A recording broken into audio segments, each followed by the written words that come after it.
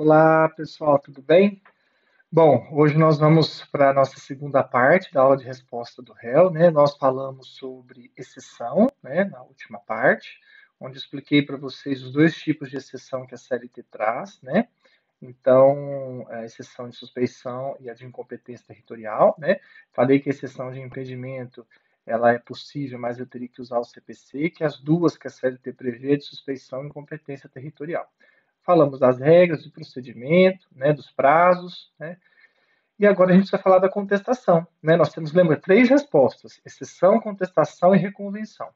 Então agora é o momento de a gente falar da contestação, né? Destacar os pontos mais importantes de uma contestação, né? A contestação, pessoal, é a peça mais importante da resposta. Tá? Por quê? Porque é a única peça que eu realmente vou discutir o mérito da causa. Então, toda vez que eu for fazer uma resposta, né, toda vez que o meu cliente réu é citado para responder uma ação, a contestação é a peça que jamais pode faltar, porque é a única peça das três que vai discutir efetivamente o mérito da causa, que vai entrar na discussão dos fatos e vai analisar. E aí o juiz, com base na contestação, na discussão dos fatos que ela traz, o juiz vai analisar se o réu, ao discutir os fatos com o autor, manteve o ônus da prova com o autor ou se ele atraiu o ônus da prova para ele. Tá?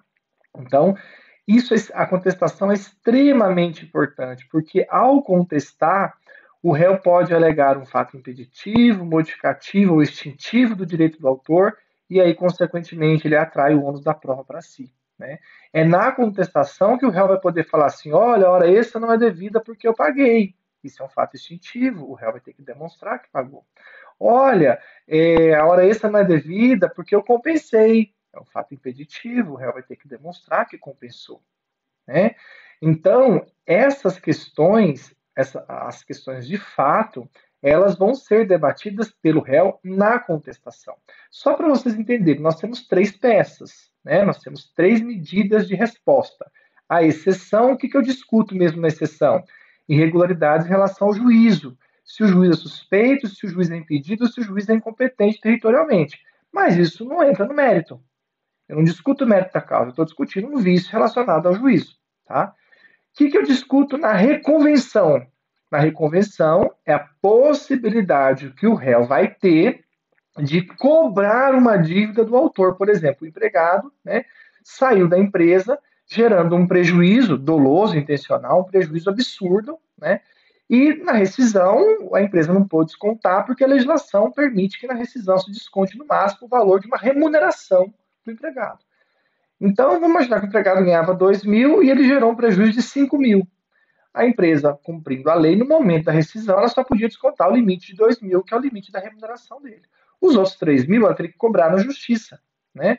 Ou agora, quando o empregado ingressa com a ação, né, a empresa, ao responder, né, ao contestar, neste caso, ela tem a possibilidade de fazer a contestação com a reconvenção dentro dela. E na reconvenção, nesse pedido de reconvenção dentro da contestação, ou se a empresa quiser só fazer a reconvenção, não quiser contestar, é uma possibilidade, o objeto da reconvenção é cobrar essa dívida do autor. A gente fala que a reconvenção é um contra-ataque do réu em face do autor, é uma ação do réu em face do autor dentro da própria demanda. Né? Dentro da própria contestação é possível ser feita a reconvenção. Né? Então, se eu for reconvir, vamos imaginar, eu quero só reconvir, então eu não vou discutir fatos. Se eu for só reconvir, é porque eu estou querendo cobrar apenas do autor uma dívida. E o que ele está me cobrando na inicial, eu vou ter que pagar. E o que ele está me cobrando aqui, se ele não contestar, ele também vai ter que pagar. Aí nós vamos ver se dá para compensar essas dívidas. Provavelmente a ideia não é compensar. Porque reconvenção você não quer compensar. Né? Você quer cobrar. Se você quer compensar, você vai fazendo a contestação, né? Numa preliminar de mérito. Então, veja, para que serve exceção? Exceção serve para que o réu discuta se o juízo é suspeito ou se a vara é incompetente territorialmente. Para que serve reconvenção? Para que o réu possa, nesta medida ou neste pedido específico, cobrar do autor uma dívida que ele tem com a empresa. Então, na reconvenção, eu estou cobrando, eu estou pedindo a condenação do autor ao pagamento de uma dívida, um ressarcimento. ele pode ter gerado dano moral à empresa quando saiu. Então agora eu vou cobrar na reconvenção essa indenização por dano moral, né? Então veja, a reconvenção é uma resposta onde o réu cobra algo do autor. A exceção é uma resposta onde o réu discute algum vício relacionado ao juízo, suspeição, impedimento ou incompetência territorial.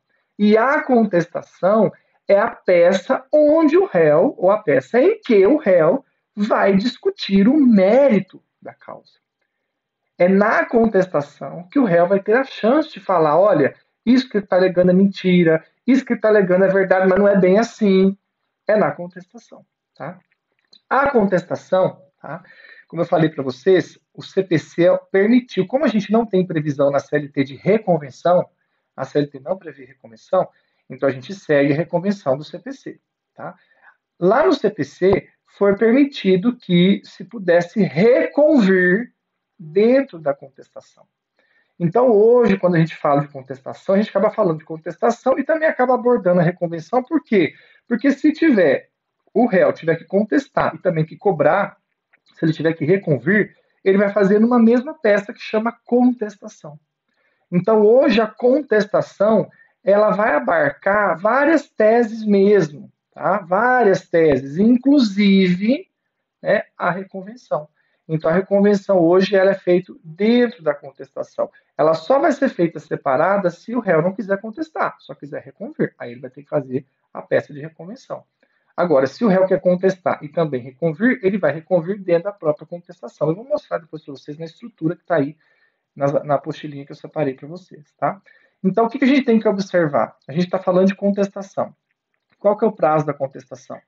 Consequentemente, da reconvenção também. Qual que é o prazo da contestação e da reconvenção? É a primeira audiência.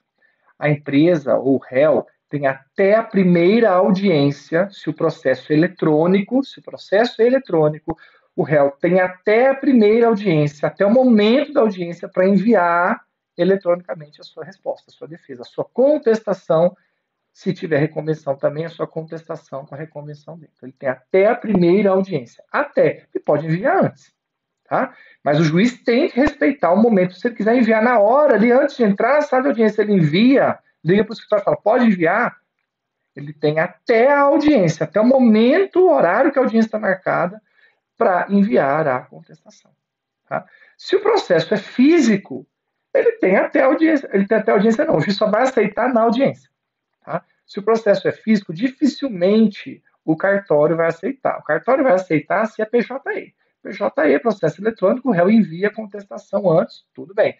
Agora, no processo físico, né, o juiz só aceita a contestação no momento da audiência, porque aí o juiz vai tentar o acordo primeiro. Não dando o acordo, o juiz vai perguntar da resposta da contestação e o réu vai entregar ao juiz a contestação feita por escrito. Então, se eu tiver com processo físico, eu tenho até o momento da audiência, na verdade, meu prazo é na audiência. Se eu tiver no processo físico, meu prazo é na audiência. Se eu tiver com processo eletrônico, meu prazo é até a audiência. Porque no processo eletrônico se aceita antes, no processo físico, a praxe é se aceitar só na audiência. E aí está no artigo 847, ó. Não havendo acordo, o reclamado terá 20 minutos para aduzir defesa. Então, se você não está com ela escrita, né, advogado do réu foi contratado de última hora, não está com a defesa escrita, você pode fazê-la em 20 minutos. Mas aqui é 20 minutos para toda a defesa, para contestação e reconvenção. Tá? É para tudo. Segundo o entendimento, esses 20 minutos é para tudo. É para você contestar e também, se precisar, reconvir. 20 minutos. Tá? Após a leitura da reclamação. Então, o advogado, a leitura da reclamação normalmente é dispensada. O juiz tenta o acordo, não dá certo, aí coloca, está na ata lá, dispensada a leitura da inicial. Mas o advogado pode pedir para o juiz ler a inicial, né? Para dar tempo dele poder pensar na contestação. Eu nunca vi nenhum advogado fazendo isso, mas é uma estratégia. Se o advogado chegou lá, né, o normal é conversar com o juiz, falar, excelência, eu fui contratado hoje, né? Eu vou ter que fazer a defesa oral, o senhor não me dá um prazo? Não, não dou. Se o juiz for intransigente, olha, excelência, eu não vou dispensar a leitura da inicial, já que o senhor não quer me dar prazo, né? Eu preciso que o senhor leia a inicial para eu entender aqui, para eu poder fazer a contestação oral em 20 minutos, né? Então o juiz vai ficar um pouco irritado, vai atrasar um pouco a audiência, mas é um direito da parte. Não deu acordo, vamos então para a audiência, leia a inicial, depois de lida inicial, o réu tem 20 minutos para fazer a sua defesa oral. Tá? Então tá aí, ó. Não havendo acordo, o reclamado terá 20 minutos para aduzir sua defesa após a leitura da reclamação, quando esta não for dispensada por ambas as partes. Então, quer dizer, o réu pode falar, não dispenso, preciso que leia, e aí sim eu vou fazer a minha defesa. Tá? Isso é um processo físico, tá? Porque aí você chega ali, né? Agora, no PJE, né, se você avisar de última hora também, gente, vai ter que pedir para ler ou vai ter que pedir para o juiz adiar, né? Então, aí você vai ter que conversar com o juiz. Avisou você de última hora, você foi para lá com a cara e com a coragem, vai ter que ler inicial para você. Então, dependendo do processo físico ou eletrônico, você pode ter, você tem o direito de que seja lida inicial para você, tá? Só que no parágrafo único ele fala, ó, a parte poderá apresentar defesa escrita pelo sistema do processo judicial eletrônico até a audiência. Então, veja, vocês estão vendo que no caput, ele fala que, não havendo acordo, o reclamado terá 20 minutos para aduzir sua defesa após leitura da reclamação, ou seja, na audiência. Então, o momento que a defesa vai ser entregue no processo físico é na audiência depois de lida a reclamação, se ela não for dispensada por ambas as partes. No parágrafo único, ele fala, no processo eletrônico, a defesa pode ser entregue até a audiência. Quer dizer, então, que no processo eletrônico a defesa pode ser entregue antes. Mas o juiz pode exigir que ela seja entregue antes? Não. O advogado do réu tem o direito de entregar a defesa até no momento da audiência. Tá? Então, o prazo da nossa contestação é a primeira audiência. Ou, no processo eletrônico, até a primeira audiência, até o horário da primeira audiência. Tá? Destaquei isso para vocês, para deixar claro que não é o prazo de 15 dias do CPC. Né? O nosso prazo de contestação não tem nada a ver com o prazo do CPC. Então, você tem que descobrir qual é a primeira audiência. Ler, às vezes, pessoal, isso é o que está na CLT. Na prática, aqui em Londrina, por exemplo, tem vários juízes que pegam, né, e notificam o réu e dão 5 dias de prazo para contestar após a primeira audiência. Então o juiz fala, eu quero que vocês venham só tentar o acordo. Se não der o acordo, réu, você vai ter 5 dias após a audiência para entregar a defesa. Isso não está na CLT. Mas tudo bem, o juiz deu um prazo maior, é uma praxe. Né? Ele achou que primeiro era bom tentar acordo e deixar a defesa para lá. Não deu acordo, aí o réu vai ter 5 dias para entregar a defesa. Tá? Então tem juiz. Como que eu vou saber isso? Na notificação. Quando o réu receber a notificação, ali vai estar falando que o prazo é na audiência ou até a audiência, ou se vai ter 5 dias após a audiência, no caso de não dar acordo, se a audiência é una, se a audiência é inicial. Aquela notificação que o réu recebe detalha tudo que ele precisa saber. Tá bom? E aí, vou montar a contestação. O que eu preciso saber em relação à montagem da contestação? Bom, eu preciso saber o seguinte. Primeiro, tem 2 princípios básicos que regem a contestação. 2 princípios básicos. O princípio da impugnação específica. Tudo que o autor alegou de fatos, o réu tem que contestar e tem que impugnar especificadamente. Não dá para fazer negativa geral. Ah, não tem direito a nada e pronto. Não. Aí vai dar praticamente revelia. Então, para nós é importantíssimo. Lembra que na reclamação o autor pede todos os direitos, aí lá no final do pedido ele coloca letra por letra, né? Na parte do direito lá do mérito ele coloca item por item do que ele está querendo. O réu tem que impugnar cada um especificadamente. Mas o bom da contestação é isso. A contestação ela é limitada pela inicial. O que está na inicial você discute, o que não está na inicial você não discute. Se vier à tona um problema que não está na inicial, você fala, pela ordem, excelência, não, isso não está na inicial, não está na inicial, tanto é que eu nem sabia dessa situação e não impugnei. Né? Então, o que está na inicial, o que foi trazido pelo autor na inicial, todos os fatos ali narrados, todos os itens do direito que ele justificou e peticionou, o réu tem que impugnar especificadamente. É um princípio. Tá? Impugnação específica. Por quê? Aquilo que o réu não impugnar presume-se verdadeiro por parte do autor. É uma confissão ficta. Né? Então, ou, na verdade, uma revelia. Né? É mais revelia, porque quando você deixa de contestar, você é revelia isso. Revelia a ausência de contestação. Confissão ficta ocorre quando o réu não comparece na audiência, o autor, eventualmente, não comparece na segunda audiência. Então, neste caso, vou me corrigir, quando o réu deixa de impugnar alguma coisa da inicial, né, a contestação fica falha, aquela parte falha gera revelia, é ausência de contestação. Por isso a contestação é uma peça importante, porque todos os fatos alegados no inicial, todos os direitos pleiteados pelo autor devem ser impugnados especificamente pelo réu. Se o réu não fizer isso, aquilo que ele deixou de fazer, aquele pedido que ele deixou de contestar, aquele fato que ele deixou de contestar, ocorre a revelia. E aí sim, o juiz vai entender que aquele fato é incontroverso. O autor alegou, o réu tinha a oportunidade de contestar, ele não contestou, então esse fato é incontroverso, nem vou deixar fazer pergunta, nada de testemunha, não vou deixar investigar, porque não houve contestação. Então a contestação tem que ser detalhada, rebater ponto por ponto da inicial. Tá? E o outro princípio importante da contestação é o princípio da eventualidade. O que é eventualidade? Bom, primeiro eu vou ver se tem alguma matéria que possa extinguir o feito sem resolução do mérito. Será que tem alguma incompetência absoluta aqui? Será que tem alguma inépcia de algum pedido da inicial? Né? Será que tem algum vício, alguma litispendência, coisa julgada? Né? Você vai lá no artigo 337 do CPC e você vai olhar se algum daqueles vícios, por exemplo, o cara entrou com uma ação e não liquidou os pedidos, então a ausência de liquidez dos pedidos gera arquivamento. Arquivamento é para nós extinção do feito sem resolução do mérito. Então a primeira coisa, a primeira matéria que eu tenho que alegar na minha contestação são o que a gente chama de preliminares, né? Preliminares. Antes do mérito, antes de eu discutir o mérito, eu preciso ver se a inicial tem vícios, se a inicial respeitou as formalidades. Será que todos os requisitos da inicial foram respeitados?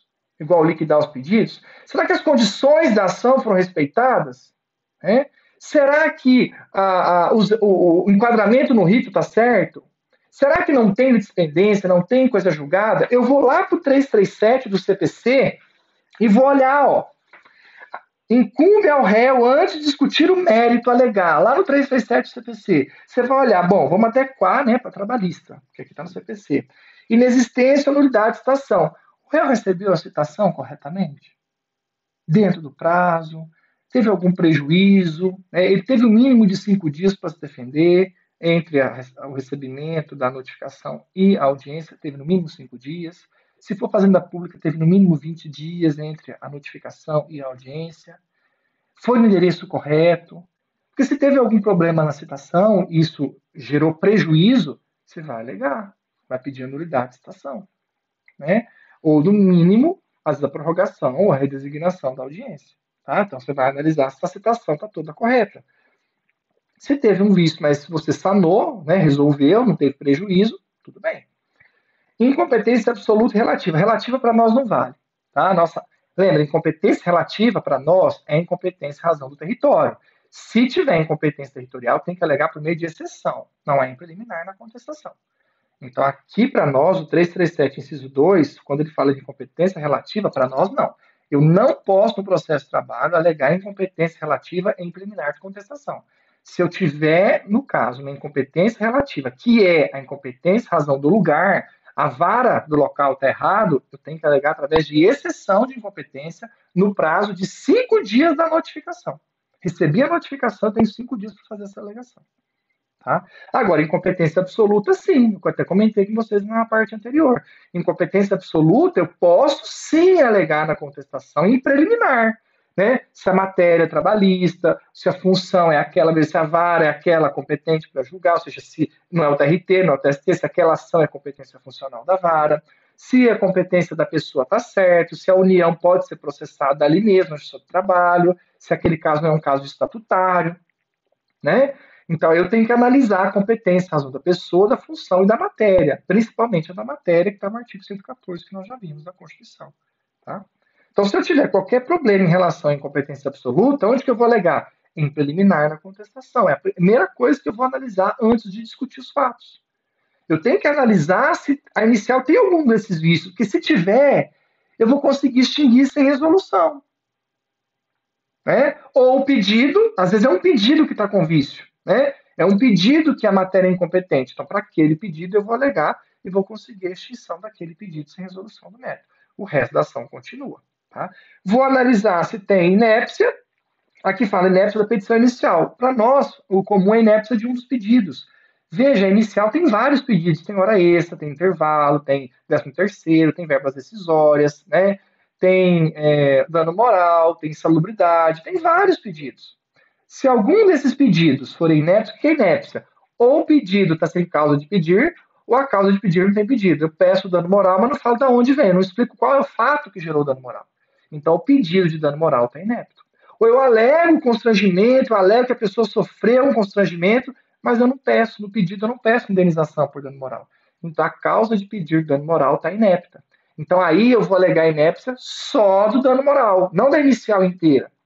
E aí, só o dano moral vai ser extinto sem resolução do mérito, vai estar inepto.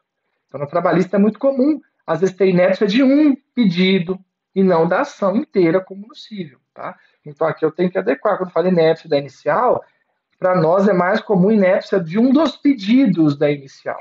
Um dos pedidos não tem causa de pedir, ou uma das causas de pedir não tem o pedido correspondente. Aí eu vou alegar na preliminar a inépcia daquele pedido, no caso, por exemplo, do dano moral. E aí o dano moral, o juiz vai extinguir sem resolução. Mas e o resto? O resto continua. É aí que eu estou querendo explicar o princípio da eventualidade. A primeira coisa, eu tenho que analisar se tem alguma preliminar dessa na inicial que foi proposta, para eu poder alegar na defesa. Né? Perempção, lembra que nós falamos da perempção? Né? Se já foram duas ações arquivadas pelo reclamante ter faltado na primeira audiência, se essa for a terceira, tem que esperar 6 meses. Ele esperou 6 meses? Se ele não esperou 6 meses, eu vou alegar perempção. Aí vai extinguir a ação inteira, porque o empregado já ajuizou a terceira ação seguida, sendo que as duas anteriores ele faltou na primeira audiência e deu causa ao arquivamento 2 vezes seguidas por faltar na primeira audiência. Então ele teria que esperar 6 meses para a terceira ação, ele não esperou. Né? Então aí tem perempção. Tá? Eu tenho que alegar e vai extinguir o feito inteiro. Tá? Litispendência, se tem um outro processo idêntico, discutindo as mesmas coisas em outra vara. Pode acontecer? Pode. Né? Discutindo algum pedido em outro processo, discutindo o mesmo pedido, está discutindo aqui. Se aquele pedido está sendo discutido em outro processo em andamento, aquele pedido tem dispendência em relação a ele. Né? Coisa julgada. Se já houve uma ação que transitou em julgado, que já encerrou, que discute os mesmos temas que essa, ou um tema que está sendo discutido aqui já foi discutido em outra ação. Esse tema não pode ser discutido novamente, porque em relação a esse tema ocorreu coisa julgada. Às vezes a coisa julgada da dispendência não vai ser da ação inteira, às vezes é de uma parte. Às vezes o reclamante, na hora de propor uma outra ação, ele comeu barriga e repetiu o mesmo tema. Aí aquela segunda ação, aquele tema que está repetido da primeira, se a primeira ação, a outra ação está em andamento, é litispendência. Lembra? Litispendência ocorre quando o réu, contra o autor em face do mesmo réu, faz um pedido idêntico que foi feito num outro processo que ainda está em andamento. Aí essa segunda ação, esse pedido da segunda ação, tem que ser extinto sem resolução, porque já está sendo discutido em outro processo, em razão da litispendência dele.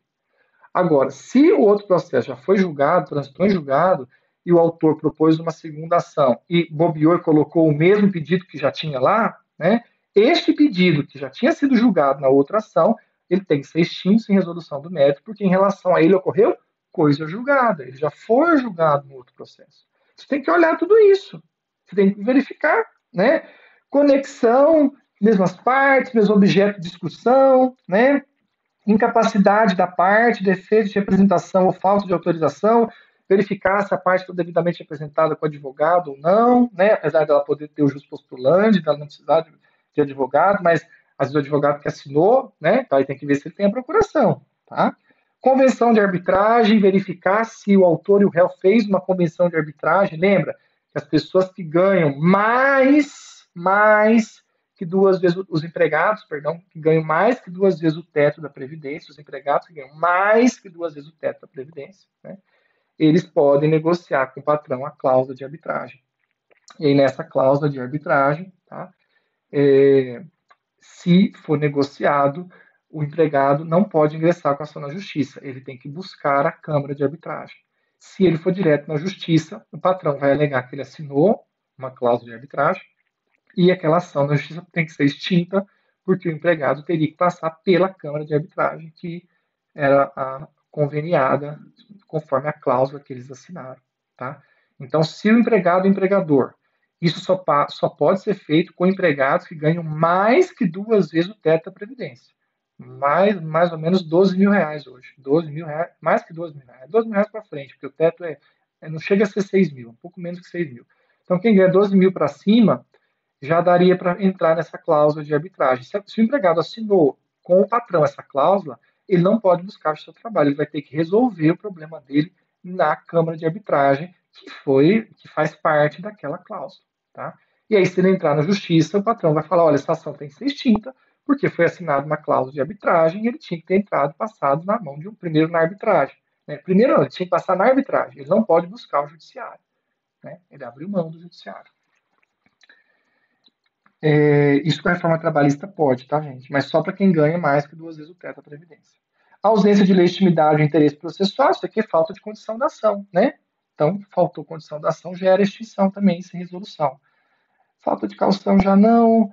Indevida concessão da justiça gratuita, então se o réu vê que o autor é rico, tem dinheiro, tem condições de pagar, ganha um bom salário, né? Então aí vai ser indevida a assistência judiciária gratuita, tá? Então veja, são aí 13 incisos, desses 13, pelo menos uns 10, 11, a gente conseguiria aplicar aqui no processo do trabalho, tá? Então veja, antes de discutir o mérito, eu preciso analisar a preliminar. Isso é princípio de eventualidade. O princípio de eventualidade é isso. Olha, excelência, antes de discutir o mérito, tem um pedido aqui que é inepto. Esse dano moral aqui é inepto. Então, antes de discutir o mérito, eu quero que o senhor extinga sem resolução esse dano moral. Ou a ação inteira é inepta, não tem pedido nenhum no final, só tem pedido de procedência, não houve especificação dos pedidos. Então, eu quero a inépcia da inicial. Tá?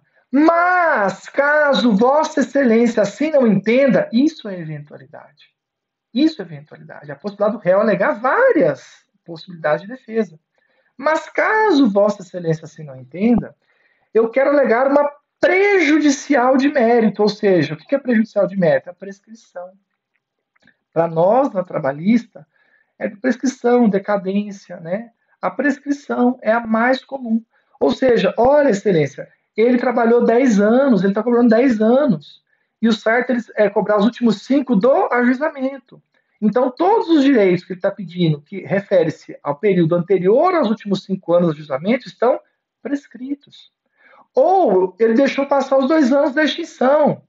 Ele está reclamando, já faz 3 anos que o contrato foi extinto, então houve prescrição total. Todos esses direitos aqui já prescreveram. Ele pode cobrar na ação, mas a pretensão está prescrita, ele deixou passar o prazo. Lembra que eu expliquei para vocês? Prescrição, decadência, pretensão, perempção, né? Preclusão.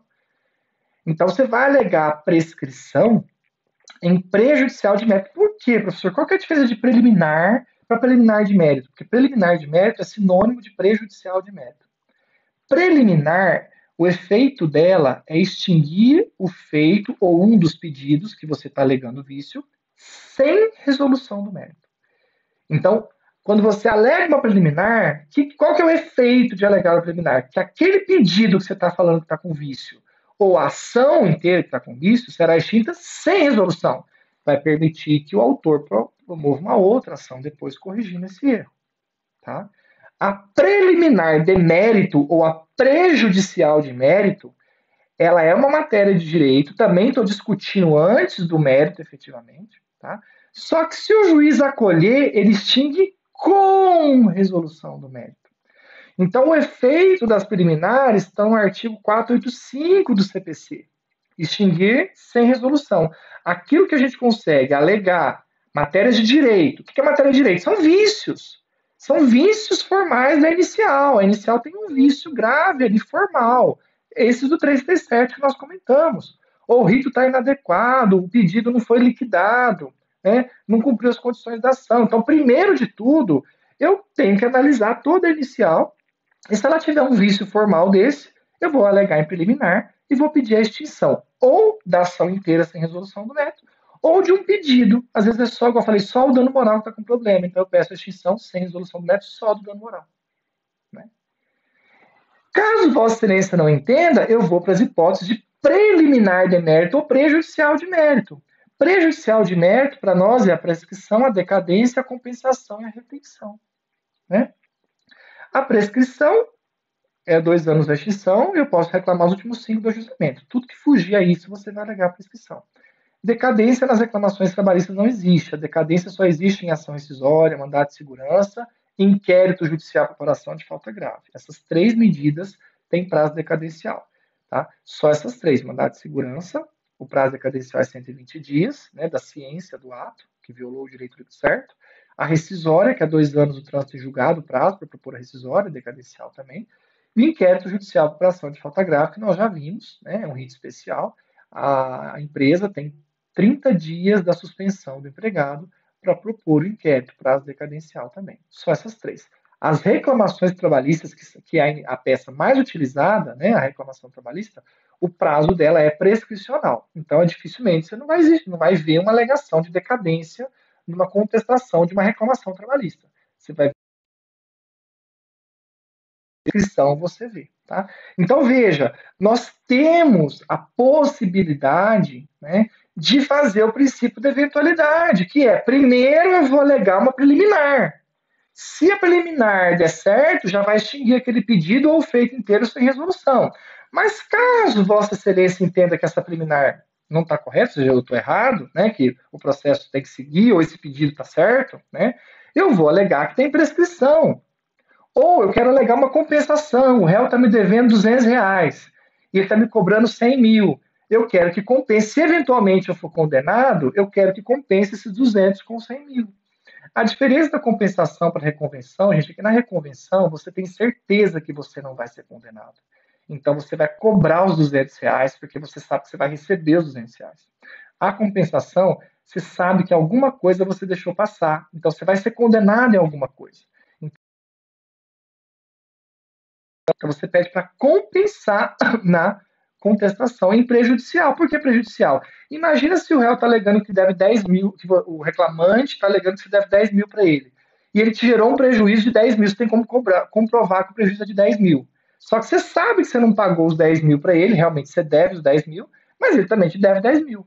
Você vai alegar na reconvenção? Não, você pode alegar na compensação. Falar, olha, excelência, se caso ele tiver que receber os 10 mil e tiver direito a esses 10 mil que ele está pedindo, eu quero demonstrar que eu também tenho 10 mil para receber dele. Eu quero que seja compensado. Se compensar ela tudo, extingue com resolução.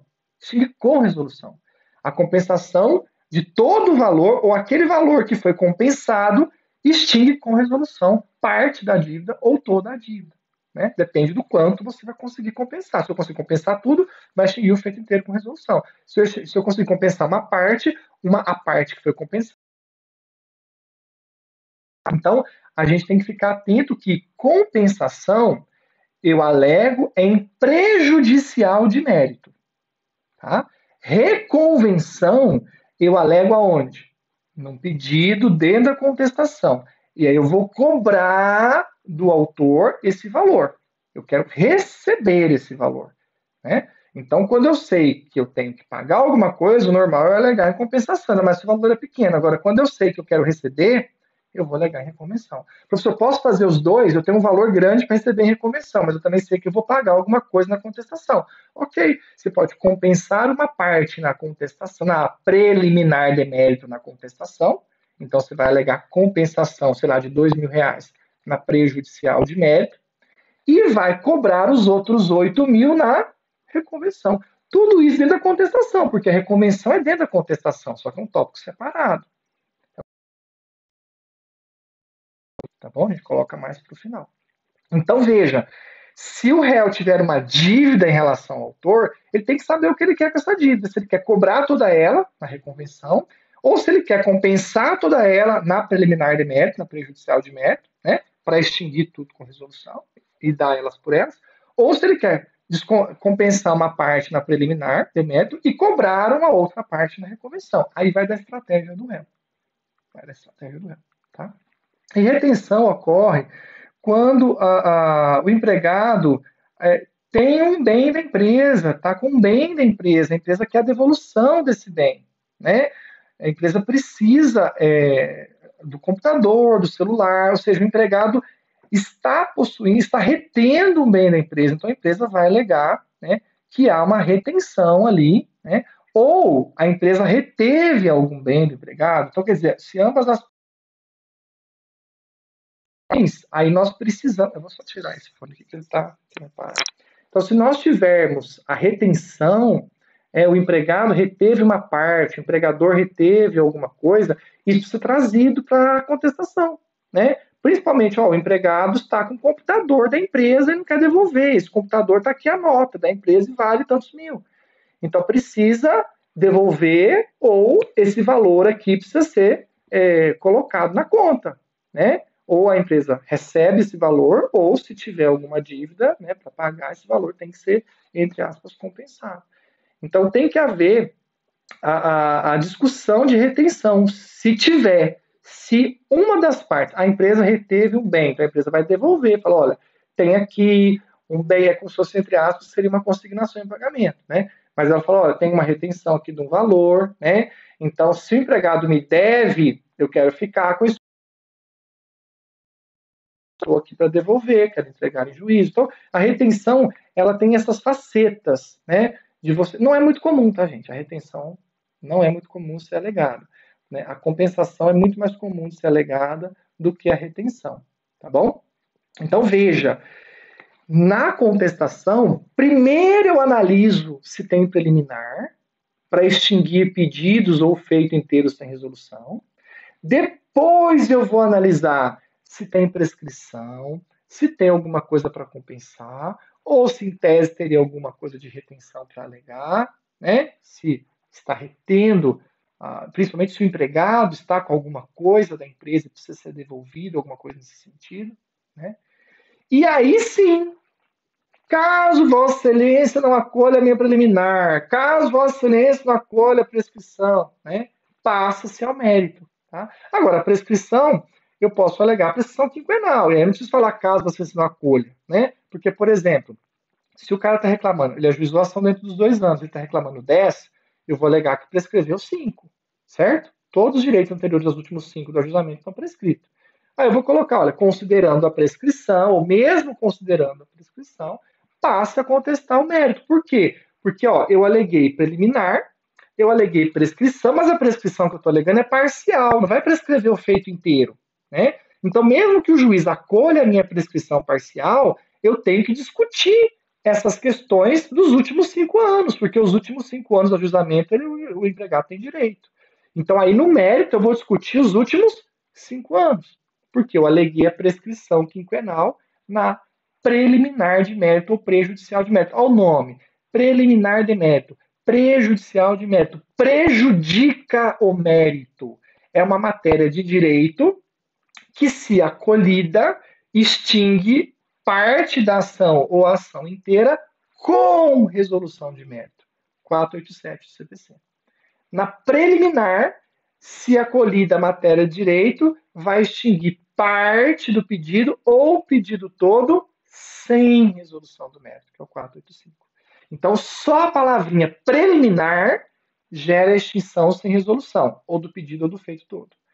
Já a palavra preliminar de mérito ou prejudicial de mérito quer dizer que vai extinguir parte do feito ou feito todo com resolução de mérito. Exemplo clássico de prejudicial de mérito é prescrição. Tá? A decadência também, mas nas ações que o prazo é decadencial. Não é o caso da reclamação trabalhista. Tá? Então, eu tenho que pôr nessa ordem. Tem preliminar, primeiro alega preliminar, que é as hipóteses que a gente viu no 337. Se, caso Vossa Excelência não acolha, eu ainda vou tentar uma prejudicial de mérito, vou tentar demonstrar que tem prescrição, ou vou tentar uma compensação, né? E, caso Vossa Excelência não acolha, ou mesmo Vossa Excelência acolhendo a prescrição parcial, passa-se ao mérito da causa, porque tem um período aí que pode não estar prescrito, que é os 5 anos do ajuizamento. Né? E aí eu vou para o mérito. Aí no mérito eu vou rebater, eu vou pegar lá, ó, a inicial colocou assim, da hora extra, vou colocar aqui, da hora extra, e vou rebater. Por que não é devido a hora extra? Das verbas decisórias, eu vou rebater das verbas decisórias. Se eu paguei, se eu não paguei, por que é devido? Do dano moral, eu vou rebater o dano moral. Eu vou pegar cada item da inicial e vou rebater tudo no mérito. Tudo no mérito. Né? Por exemplo, dano moral. Eu pedi a inépcia do dano moral, porque ele não alegou de onde veio o dano moral. Ele não alegou que houve dano moral. No mérito, eu coloco assim, do dano moral. Em que pese o dano moral ser inepto, porque não há causa de pedir em relação ao mesmo, a reclamada deixa claro que jamais gerou qualquer tipo de constrangimento ao reclamante. Jamais gerou qualquer tipo de constrangimento ao reclamante. Entendeu? Portanto, caso Vossa Excelência não acolha a preliminar, né, extinguindo o dano moral sem resolução do mérito, requer a improcedência total do pedido, porque jamais houve dano moral praticado pela reclamada. Isso é o mérito. Você reforçou a preliminar lá em cima, mas disse: olha, se a preliminar lá passar, eu ainda quero dizer que não teve dano moral. Então, eu estou contestando no mérito também. Porque, gente, a falta de contestar o mérito é o que gera revelia. Então, mesmo que você alegou a preliminar, mesmo que você tenha certeza que a ação está prescrita, você precisa rebater o mérito. É o mais importante. Porque se você não rebater o mérito e o juiz entender que não tem preliminar, que não tem prescrição e você não rebater o mérito, a sua ação você vai perder inteira, vai ser revel. Então a gente jamais pode só alegar uma preliminar, pode só alegar uma prejudicial, mesmo que ela coloque o feito inteiro em xeque. Nossa, isso aqui vai extinguir tudo, vai certeza. Olha, isso aqui prescreveu, já deu 3 anos. Ainda que você tenha certeza, jamais deixe de rebater o mérito, porque a gente nunca sabe o que vem da cabeça do juiz. Então, como seu papel de advogado, se você encontrou preliminar, se você encontrou prejudicial, ainda assim você rebata o mérito da maneira que você conseguir, da melhor maneira possível. Porque a ausência do mérito é o que gera revelia. Então aí a gente tem três análises dentro da contestação. Preliminar, principalmente as hipóteses do 337 CPC, eu coloquei na apostila aí. Né? A prejudicial de mérito, tá? A prejudicial de mérito é a prescrição, a decadência, a compensação e a retenção. A compensação e a retenção só pode ser alegado em contestação, não dá para ser alegado depois. Não dá para na execução você querer compensar ou alegar retenção. Está no artigo 467 da CLT e na súmula 1848. Eu só posso pedir para compensar dívida trabalhista com dívida trabalhista. Eu só posso alegar retenção de questões trabalhistas também, de um objeto, de algo decorrente do contrato de trabalho. Então, não posso alegar compensação e retenção depois da contestação, e eu não posso alegar compensação e retenção de verbo ou objeto que não decorre da relação de trabalho. Tem que ser daquele contrato de trabalho ali, tá? Aí eu coloquei para vocês aí, ó, os exemplos, tá? Defesa de mérito, que é o mérito mesmo, né? Reclamante pode desistir da ação após apresentada a contestação? Nós já falamos isso, né? Reclamante, ele apresentada a contestação pelo réu, apresentada a contestação, o reclamante não pode desistir sem a anuência do réu, né? Eu expliquei essa questão para vocês em aula anterior. Então, se o réu apresentou a contestação, o reclamante precisa da anuência dele, tá? Aí coloquei o artigo que nós já falamos, né? O 342, após a contestação apresentada, o reclamante somente poderá deduzir novas alegações relativas a direito superveniente, ou seja, um direito que surgiu depois, algo que surgiu posterior, né? Competir ao juiz conhecer de ofício, como no caso da decadência, que não é o caso das reclamações trabalhistas, porque as reclamações trabalhistas o prazo é prescricional, né? E quando a lei permitir. Então, quando a lei autorizar, mesmo o réu já tendo apresentado a defesa, o reclamante pode modificar o direito se a lei autorizar, tá bom? Então, aí é a legislação autorizando. E aí, pessoal, deixa eu ver quanto tempo. Eu vou parar a aula agora e vou fazer uma terceira parte, para não ficar muito extenso. Nessa terceira parte, nós vamos falar da reconvenção, tá? Algumas regras da reconvenção, e aí eu vou mostrar uma contestação para vocês, uma estrutura, né? Para a gente ver como que essas matérias, preliminar, prejudicial, mérito, como que elas são dispostas dentro de uma estrutura da contestação, tá bom? Então já deu 40 e poucos minutos aqui, para a gente não ficar extenso demais, eu vou parar e aí a gente vai fazer a terceira parte dessa aula, tá bom? Até mais.